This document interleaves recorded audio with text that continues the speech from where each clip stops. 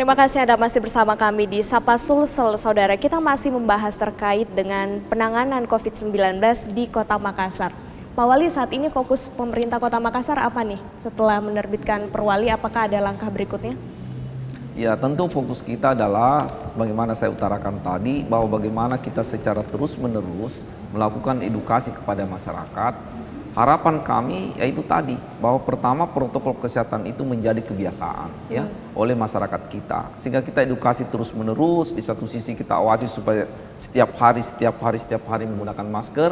Nah, akhirnya menjadi kebiasaan. Edukasinya dalam bentuk apa?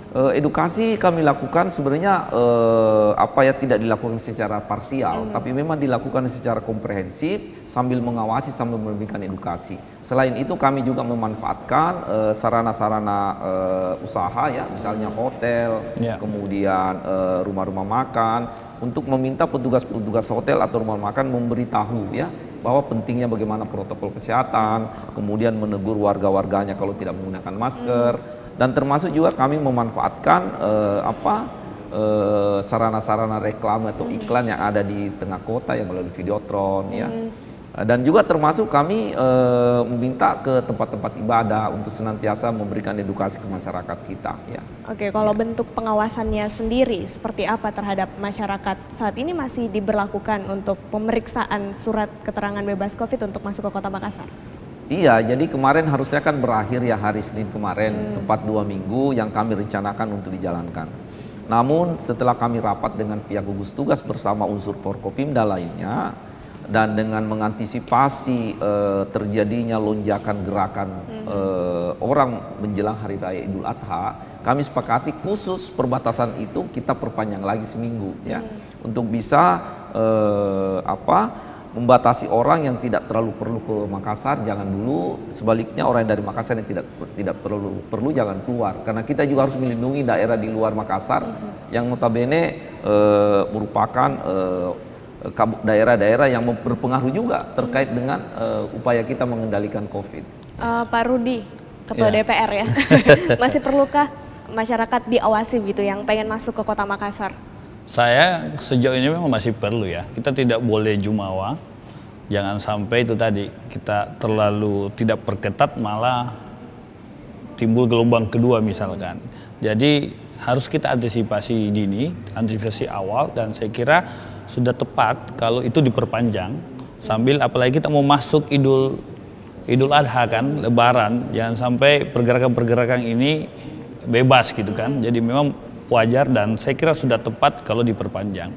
Yang kita perlu pikirkan memang adalah ke depan ini adalah bagaimana recovery, pemulihan ekonomi kita yang memang ada dampak nyata juga terhadap perekonomian kita. Apalagi ada Kepres 82 tentang penanganan COVID dan pemulihan ekonomi, dan saya kira juga perlu dipikirkan bagaimana kita di Makassar supaya ada langkah-langkah dari pemerintah kota untuk memulihkan kondisi ekonomi kita, khususnya sektor-sektor informal kita yang kena dampak ya. Banyak penjual-penjual tidak bisa lagi menjual karena libur sekolah dan sebagainya. Ini yang kita harus pikirkan, karena sektor informal ini kan nanti dia menjual baru hidup Pak, jadi kalau tidak menjual kasihan. Saya kira Pak Wali sudah pikirkan itu, dan kami di DPR menunggu saja, karena memang situasi darurat ini ada kewenangan lebih diberikan kepada kepala daerah. Dia bisa memindahkan anggaran untuk penanganan COVID, dan cukup dilaporkan saja ke DPR. Kewenangan budgeting kami boleh dikata hilang, dan sekali lagi kami di DPR mensupport apapun yang menjadi langkah-langkah upaya-upaya penanganan dan pemulihan ekonomi kita di Kota Makassar. Oke, sebelum kita bahas terkait dengan pemulihan ekonomi, saya ke Pak Wali Kota terlebih dahulu. Benarkah saat ini kan kita harus menggunakan masker? Yang tidak menggunakan masker akan didenda 1 juta. Benarkah seperti itu Pak? Ya itu kan beberapa wacana-wacana yang berkembang ya. Tapi sebenarnya kami belum berpikir ke arah sana ya. Intinya kami ingin memberlakukan suatu regulasi-regulasi yang sebenarnya jangan juga sampai membebani masyarakat kita. Tapi yang terpenting adalah kesadaran ya, sehingga kita mengedepankan edukasi untuk bisa masyarakat sadar, dengan harapan tidak perlu ada denda untuk mereka bisa patuh ya. Berarti isu itu tidak ada ya? Iya, belum. Berarti kalau misalkan ada yang tidak mengenakan masker masih dapat sanksi teguran atau seperti apa Pak? Iya, yang di Perwali itu tidak menggunakan masker itu sanksinya itu cuma kena rapid aja di tempat. Langsung rapid di tempat? Rapid di tempat. Hasilnya langsung keluar saat itu? Iya, karena kan rapid itu 15 menit. Bisa kita tahu reaktif dan non reaktif ya. Nah, kemudian bisa sanksi sosial. Itu aja yang ada di Perwali kita. Oke, jadi langsung di rapid di tempat. Kalau Iya. biasanya kan masyarakat menolak nih untuk di rapid. Jadi yang membandel seperti itu langsung di rapid di tempat. Di tempat, Pak. Oke, jadi ini berdampak juga nih dengan masyarakat kepatuhannya ya Pak ya? Iya. Jadi alhamdulillah ada beberapa yang memang kita rapid non reaktif, tapi ada juga yang reaktif. Oke. Ya termasuk ada suatu tempat nongkrong malam itu penjualnya di rapid karena tidak pakai masker di rapid reaktif. Oke, lalu kalau reaktif seperti apa tindak lanjutnya? Ya protokolnya kan jelas, kalau sudah reaktif itu diminta isolasi mandiri, ya yang jelas dinas kesehatan akan melakukan langkah lanjut, ya apakah itu swab, ya kemudian penutupan, ya.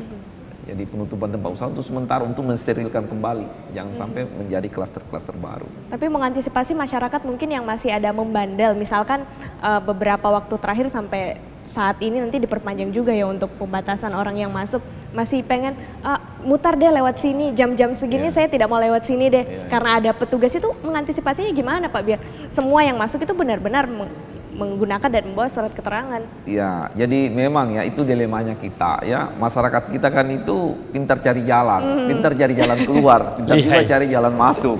Iya. Ya kan?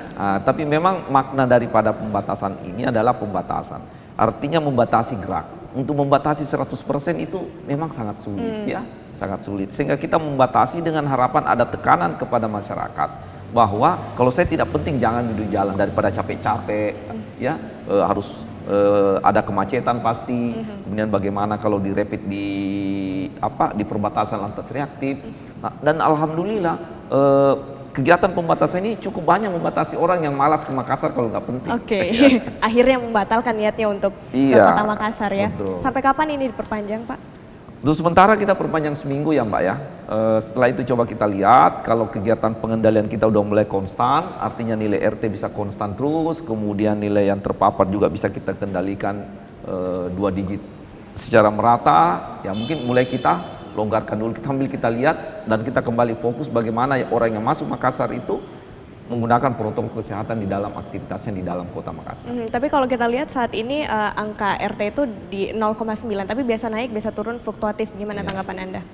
Iya, ya saya kira itu cuma masalah data ya, masalah data statistik yang karena namanya yang terpapar itu kan memang masih ada fluktuatif ya, bermain di angka-angka itu dan nilai RT itu kan adalah suatu rumus yang dimasukkan angka-angka kuantitatif ya, sehingga pasti akan fluktuatif. Tapi yang terpenting sebenarnya adalah bahwa dia menuju ke arah yang terpapar positif itu menuju ke arah penurunan, sehingga kalau kita berbicara kurva normal dia berada di titik menuju kelandaian. Oke, jadi kita berharap bahwa ini akan terus melandai. Tapi kalau melihat dari info COVID-19 di halaman dari website Kota Makassar itu masih di angka 5.000 lebih Pak. Seperti apa tanggapan Anda? Iya, ya itu tadi saya bilang itu 5.000 kan menggambarkan orang yang sudah terpapar ya. Nah, tapi kalau kita lihat angka kesembuhan itu kan juga semakin tinggi dan angka yang meninggal itu semakin kecil. Nah, jadi sebenarnya yang terpenting daripada COVID ini sebenarnya adalah bahwa kita berharap tidak ada warga-warga kita yang harus korban karena COVID itu sendiri ya. Tapi apakah dia terpapar karena kena? Yang penting bagaimana kita melakukan recovery sehingga membuat sehat kembali. Ya. Oke, berarti walaupun angkanya masih di angka 5.000 lebih ya, tapi angka kesembuhan tetap tinggi, angka yang meninggal juga turun. Iya. Oke, Saudara. Lalu bagaimana pemerintah Kota Makassar untuk membangkitkan kembali perekonomian di Kota Makassar? Saat lagi kita bahas usai jeda berikut ini.